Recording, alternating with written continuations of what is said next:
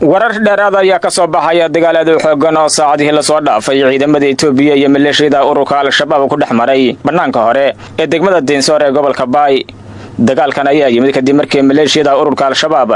ay weerar qorshaysan ku qaadeen bar kontarool ee ciidamada Itoobiya ay ku lahaayeen banaanka degmada Dinsor, waxaana weerarkan oo qaraxyo ku bilowday markii dambe isku bedelay dagaal aad u xooggan oo dhexmaray ciidamada Itoobiya iyo maleeshiyada ururka Al-Shabaab. dadka deegaanka waxay noo sheegeen in ay maqlayeen rasaas aad u xooggan oo ay isku adeegsanayeen labada dhinac. xogaha ayaa intaas ku daraya